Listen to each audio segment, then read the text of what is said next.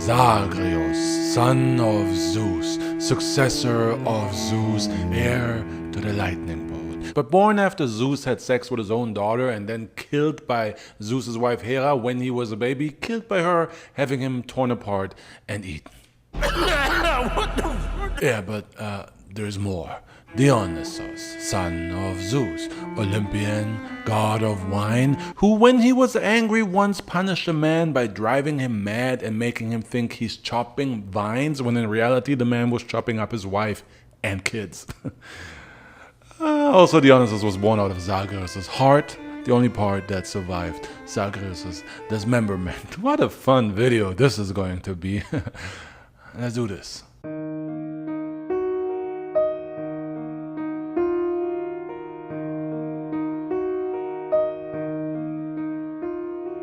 Let's start the story with Zagreus, the one meant to inherit his father Zeus's throne. You already know that Zeus had Zagreus after having sex with his daughter.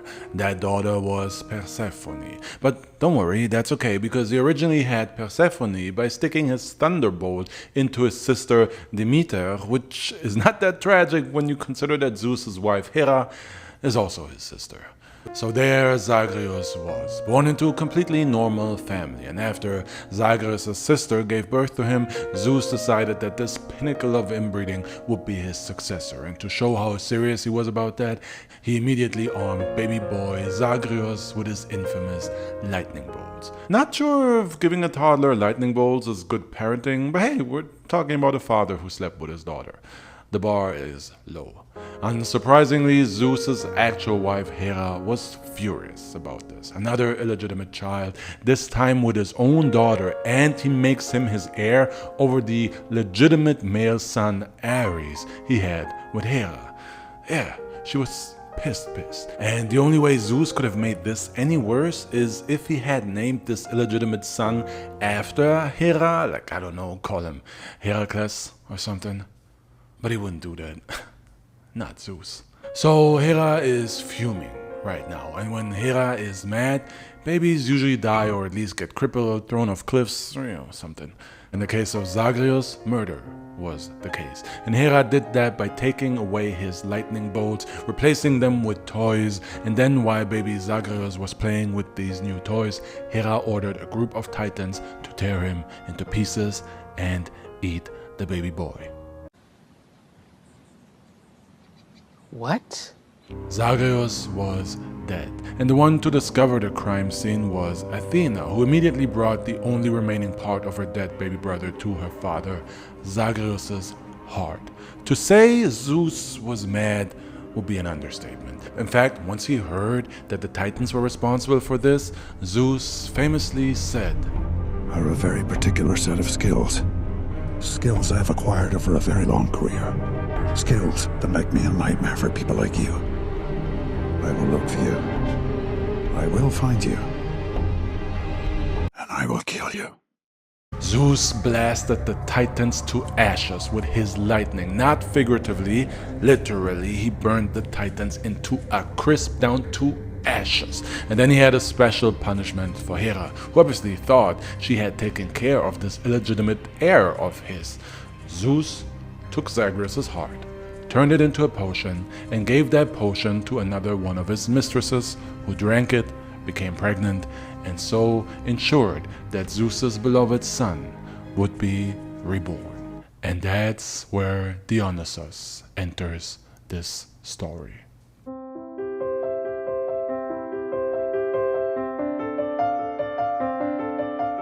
To properly introduce Dionysus into the story, let me rewind the clock a little bit to when Zagreus is still alive and Zeus is enjoying another affair, this one with the beautiful mortal Semele. But this affair with Semele stood out because it was actually consensual, unexpected, like, well done, King Sparkles. Consensual, for once. In fact, it wasn't just consensual. Semele actually loved Zeus, and King Sparkles loved her back, so they met, often, intimately, and eventually Semele was ready to receive, so Zeus asked her to drink a potion that is very dear to him, a potion that would make her pregnant and cement their love. In a different context, that sounds like like him tricking her into getting sloppy with his thunderbolt, but Semele drank the actual potion that was once Zagreus' heart, remember? And now she was pregnant. With that in mind, understand this. The gods see everything, right? All of us down here, that's a peep show for them. A just chatting section live stream, you get me. Your secret self-pleasure habits are the gods' bad time stories. So of course, Hera saw what was going on between Semele and Zeus. And usually, Hera only snaps once one of Zeus's mistresses becomes pregnant. And especially so if Zeus cares about that pregnant mistress. So Semele ticked all the boxes. And it was time for Hera to pay her a visit. As is the standard for godly visits on Earth, Hera did that in disguise. The gods and goddesses could never appear in their godly form because their divine presence would be so overwhelming it would literally kill people. So Hera chose her favorite disguise, that of an old lady. An old lady that is itching for some scratching. A bone without a dog, a turkey without the stuffing. You catch my drift? She wanted sex, all right? She wanted sex. She played the role of a thirsty old lady that's all up in everybody's business, and she went up to Semele like, "Hey, how you doing? Good to meet you. You look like you just had sex." Literally our first conversation ever, but okay, let's talk about. I did have sex. Was it good? I bet it wasn't good. Back in my day, I was the best lay. Hey, I bet you suck though. I bet he's like, Tiny, I feel sorry for you. Bye. Okay, what's happening here? You know what? It was actually amazing. It's actually Zeus, like the god. So, suck it. Sounds like that's what you did. A lady doesn't suck and tell. So, God, huh? Are you sure? Can you even prove it? But you can't prove it. But he's like, only saying that. But he's like, not even a god. You get the drift. Basically, it went on like this for a while until Semele was so annoyed that she agreed to prove the existence of her godly lover to this horny old lady by asking Zeus to reveal himself in his true form the next time they have sex. With the old lady presumably hiding behind a tree or something, just watching. I don't know how they provided evidence before smartphones. So the next time King Sparkles paid Semele a visit to stick his spark plug into her outlet, she asked him to make her a promise to promise her something. Always a setup, by the way. Never promise to promise something. But Zeus agreed, and Semele asked to see his true form. So now Zeus had made the mistake of promising a promise. He could not go back on his word because while the gods commit every sin known to the imagination, breaking promises is something they really avoid doing. Zeus begged her not to ask this of him anything but to show his true form, for she does not know the consequences. But the more he resisted, the more the doubt the old lady planted incepted Semele's mind, and the more she wanted proof that Zeus really is who he claims to be. So Zeus had no way out. Dropped the disguise, showed his divine self, and at the sight of his thunderbolts, plural, I'm not doing that thunderbolt D joke again, plural. At the sight of the thunderbolts and lightning bolts surrounding his divine presence, she melted away in their heat. Not figuratively, literally melted away. Flashbone, girl was dead. Luckily, the speedster god Hermes was also watching the show for some random reason, and he zipped up just in time to zip over there with his speed and rescue the baby from her melting belly. Then, to make all of this even more messed up, Zeus implanted the baby in his thigh to carry it to term. So the reincarnation of Zagreus was now safe in Zeus's thigh, but he knew the boy would never really be safe from Hera and her baby-killing fetish, so Zeus gave birth to reborn Zagreus in secret and then used Hermes' speed once again to secretly deliver the baby to a family far away from Mount Olympus to raise the boy under a different name, Dionysus.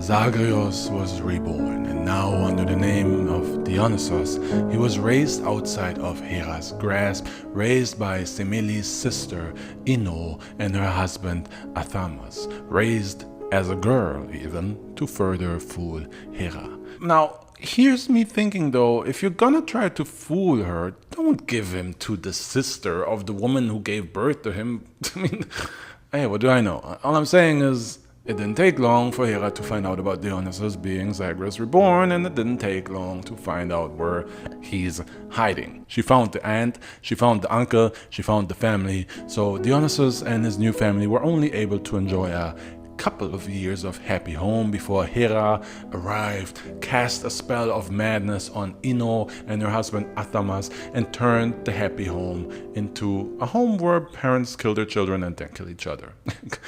Classic Hera. When in doubt, just drive people mad and have them kill each other or something. The young Dionysus was able to narrowly escape the bloodbath and hid away in the mountains, where he found shelter with mountain nymphs and the satyros. And if you don't know anything about the satyros, just know that they are half goats and all they do is get drunk, play music, and have sex. They're always naked, they have a constant boner, and are constantly making use of that boner with their own hand, or willing or unwilling participants. And now you actually know everything there is to know about the satyros. One satyros in particular took on the responsibility to raise Dionysus. Selinos was his name. But still, even though Selinos is being responsible, I think at this point the damage was done. First, the baby boy is torn apart and eaten. Then he's put into a new mom, but she melts to death. So he is reborn out of his dad's thigh, but hidden away because a stepmom is trying to kill him. So he's raised as a girl until his stepmom finds out about him and drives his new parents mad. So then the boy watches them kill each other. And then he is raised by a bunch of drunk, horny goats in the mountains. It explains why Dionysus took to a life of alcohol faster than Demi Lovato and Charlie Sheen combined. But still, Dionysus made it to adulthood, became a beautiful man, and was now powerful enough to be safe from Hera. And he was completely normal and totally stable.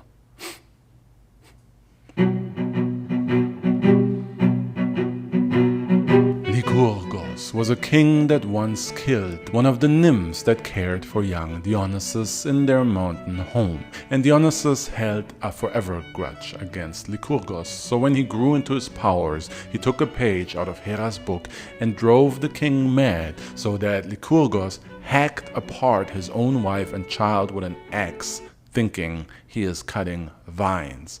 And then Dionysus had the king devoured by panthers. Pentheus was another king that offended Dionysus, this one by rejecting Dionysus' divinity and forbidding his subject from worshipping Dionysus. So the god drove the king's mother and aunt mad, so mad that the two women tore him apart limb from limb. Yeah, I think the family dynamics, the madness that Hera cast, and being torn apart as a baby thing, all that kind of left an impression on Dionysus, a fetish, if you will. There's more stories like this, but they all play out the same way. Anyone who opposed Dionysus was punished by having to face the same hardships Dionysus once faced: madness or being torn apart, or both. So that's Dionysus' dark side. Keep all that in mind, because we're going to come back to it later. But Dionysus also famously had a bright, irresponsible, chaotic party side. He was the god of wine, after all. Drinking was half his life. And most of those drinking stories involve a lot of sex. And I'm not trying to have this video demonetized, so lots of wine, a beautiful god, lots of women, men, everybody's drunk. I'll let you fill in the blanks. Just like Dionysus filled in a lot of blanks. Both genders, by the way. He didn't discriminate in which blanks he filled. You get me? But there's one Dionysus story that originates out of drunken stupor and kind of works as a symbolic story for the chaotic and carefree side of Dionysus and his decision making. The story of King Midas.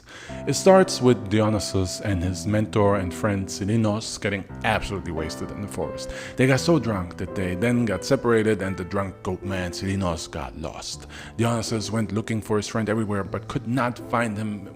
Was in a panic, and luckily then found some soldiers who were like, "Hey, looking for a goat, like massive boner, constantly touching himself?"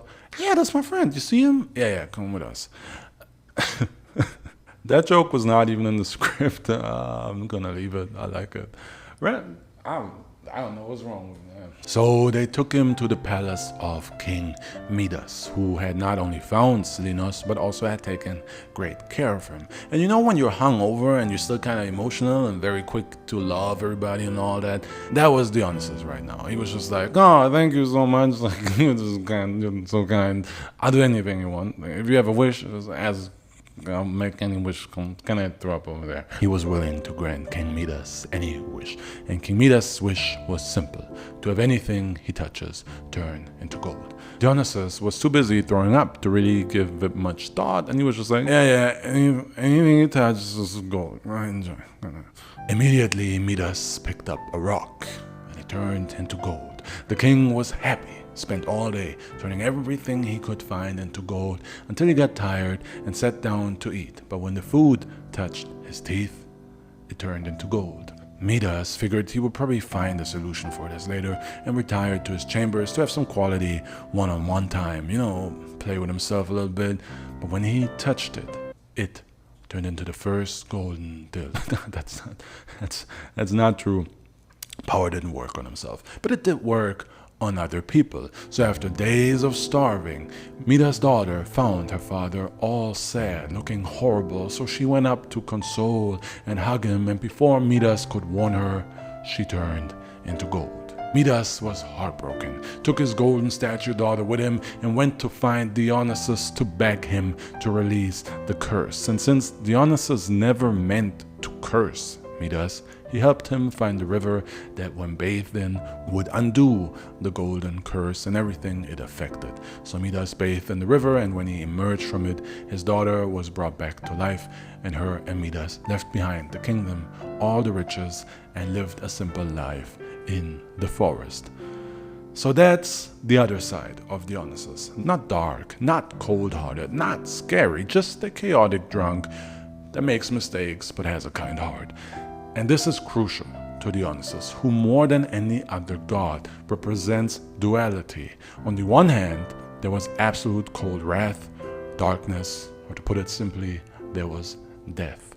And on the other hand, he was this carefree drunk, enjoying the moment and not worrying about anything else. On the other hand, he represented life.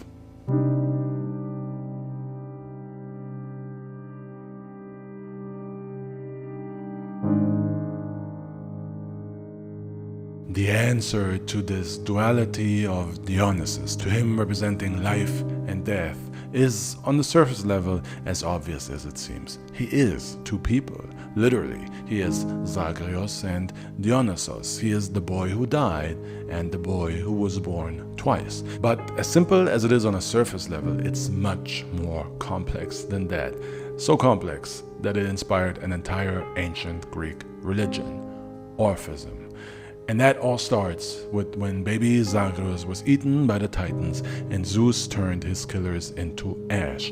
Within Orphism, it is believed that those ashes are what humanity was then born out of, which is why humanity is partly divine, since the Titans ate the divine child Zagreus, but also partly wicked, since the Titans ate the divine child Zagreus. And if you take that further and give it a bit of a spin, like religions tend to do, you arrive at a belief system that claims that our physical body is inherited from the Titan remains in the ashes, and our soul is the divine spark of Zagreus, and it is only when we receive his divine blessing that we get to rest in the blissful afterlife. Until then, our wicked physical Titan body will forever be trapped in a cycle of rebirth within the physical realm. I am severely oversimplifying because Orphism is very complex and it originates out of an earlier cult of Dionysus that predates the Greek pantheon, but that is roughly the gist of it. You get me? Yeah?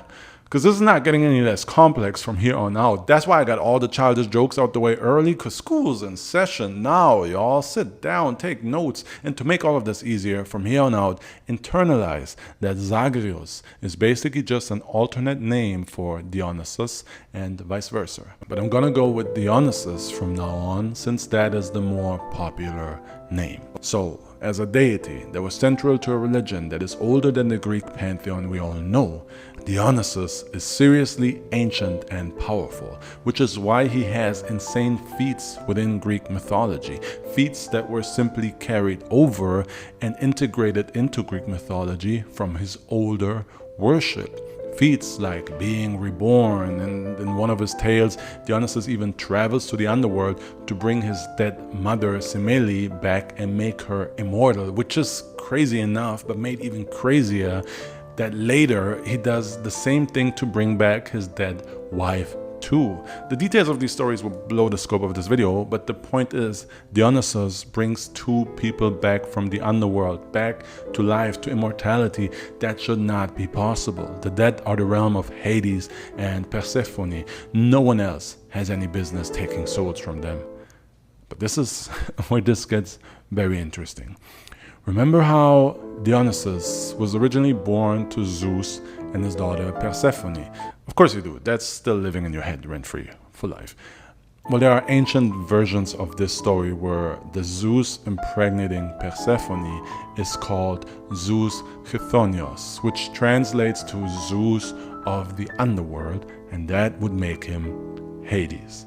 So with this interpretation, King Sparkle's Zeus didn't actually have sex with his daughter. Yay. If you ever played the game Hades, all of this should be absolutely blowing your mind right now. And if you haven't played that game, it's a game called Hades, and you play a guy named Zagreus trying to escape the underworld, but the gameplay loop is set up so that you constantly die and start the game from the beginning. You're constantly reborn. And that's essentially Dionysus, remember, aka Zagreus' entire existence. Even the wine Dionysus famously represents is a symbol for that. Wine is made of crushed grapes, reborn into the drink humanity can't get enough of. Crushed grapes, dismembered boy, reborn, you get it, you see it, yeah? Dionysus didn't just represent wine, he kind of was wine. And that further connects him to the underworld, and I swear I'm trying to explain this as simplified as possible. Stay with me. Wine is stored in the underground, aka in the underworld, before it is consumed on the surface world, bringing ecstasy and frenzy to the people. Crushed, dismembered, reborn, underworld, surface world, from darkness to the surface world, chaos, dark, drunken, frenzy. You know, you see it, you with me, you get me? Good. Because there's another reason why wine was so central to Dionysus' ancient cult and later important to Orphism. Orphism centers around Dionysus returning from the dead, and it was believed that getting drunk on his wine would bring you closer to your pure divine soul being and detaches you from your sinful, titan-infested physical body, because it was believed that when you're absolutely drunk, you are now possessed by Dionysus, and that's kind of goals if you believe in Orphism. In its heyday, that whole belief system was entirely hippie and anti-establishment and a secret underground cult. But over time, the rich and powerful adopted it, really digging the whole, I'm getting drunk, but I'm possessed by Dionysus, I have that as an excuse. That was just a way for them to constantly be wasted. So over time, that's how Dionysus became really popular in ancient Greece and found his way to become worshipped as an Olympian, become part of the pantheon, and the cult of Dionysus became less and less associated with gloomy death, rebirth, and less of an underground thing, and just became more about drinking. AKA, they kind of made Dionysus mainstream.